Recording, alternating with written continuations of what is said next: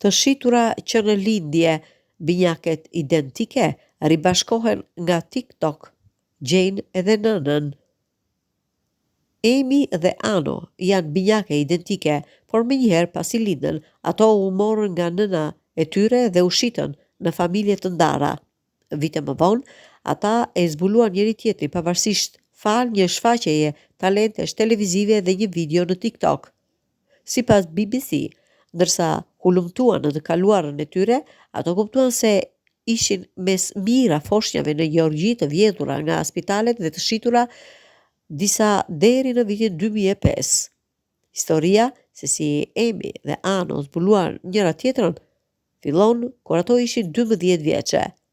Amy ishte në shtëpinë e kumbarës së saj pranë detit të zi, duke parë programin e saj të preferuar televiziv, Gjergjuas Got Talent. Ajo aty ishte një vajzë kërcente e cila duke identike me të.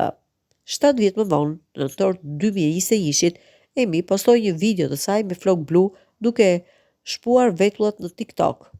320 kilometra larg në Tbilisi, një tjetër 19 vjeçari Ano Sartania ju dërgoi video nga një mik. Ajo mendoi se ishte e këndshme. Ajo duket si unë. Ano u përpoq të gjurmonte vajzën me vetulla të shpuar në internet, por nuk mund të gjente. Kështu që ajo ndau video në një grup universiteti në WhatsApp për të parë nëse dikush mund të ndihmonte. Dikush që njihte Emin e pa mesazhin dhe i lidhi në Facebook.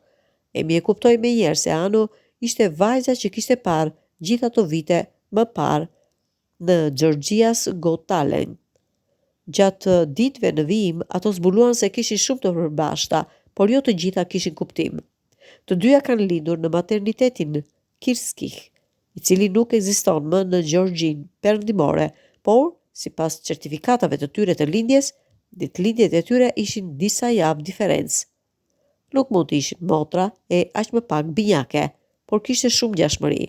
Atyre u pëlqente e njëjta muzikë, të dyve u pëlqente kërcimi dhe madje kishin të njëjtën model flokësh. Ta zbuluan se kishin të njëjtën sëmundje gjenetike, një çrregullim kockor i quajtur displazi. Vajzat vendosën të përballen me familjet e tyre dhe për herë të parë mësuan të vërtetën. Ata ishin adoptuar, veçmas, me disa javë diferencë në vitin 2002. Më vonë, ato arritën të gjejnë edhe nënën e tyre biologjike.